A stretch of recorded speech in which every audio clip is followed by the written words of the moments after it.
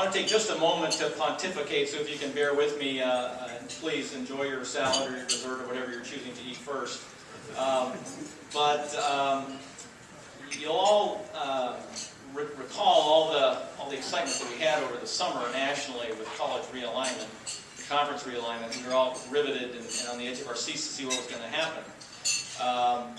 But my concern with the whole process was that as we watched that conference realignment process, the collegiate model that we are so fond of was in great danger.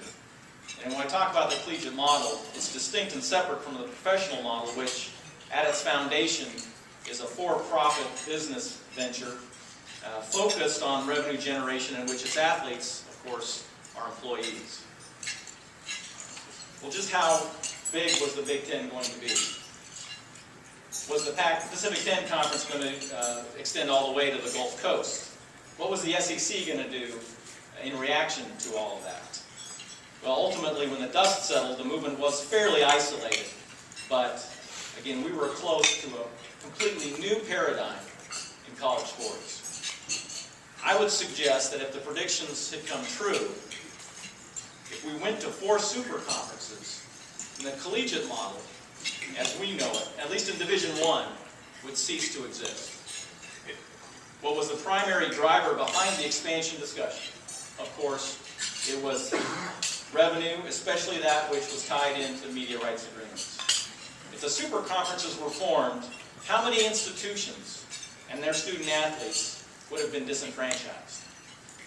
How many would have been left behind in the money shuffle? We'll take the case of Kansas. Can you imagine Kansas, one of the most storied programs in men's basketball, was almost left homeless? What if this movement happened in the Southeast? Who would be left behind? Duke? Not out of the realm of the possibility. In college athletics, if we are going to base our foundational decision on television eyeballs and fannies in the seats, what does that say? How different would we be from the pros if that was the case? Don't get me wrong, enhancing revenue certainly is not evil.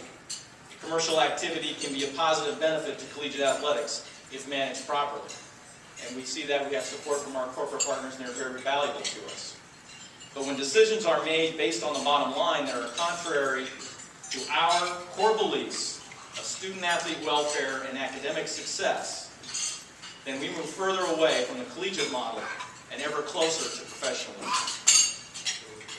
Think about it. If we went the route of a few super conferences that were formed for the purpose of maximizing revenue, how many lawsuits will be filed by those disenfranchised institutions? How long would it be until student athletes decided, we need to unionize, we need to get our piece of the pie? What about the feds? What about the government?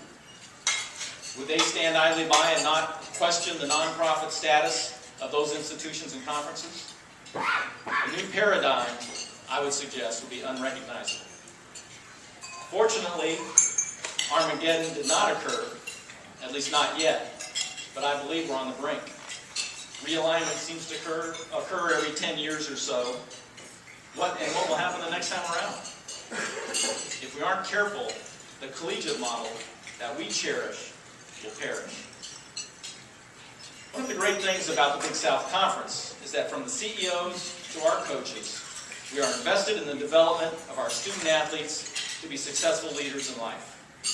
That is a primary reason that we make the decisions we make. Yes, revenue, television exposure, athletic success are certainly important to all of us. We're as competitive in those arenas as anyone else. But those are incidental to our core mission. But we must not be satisfied with our own corner of the collegiate universe. It is our responsibility to be stewards of this great enterprise and to protect the collegiate model and the tremendous opportunities it provides to our student athletes. I appreciate you listening. We're looking forward to an outstanding basketball season this year. We wish all of you the best of luck. Thank you.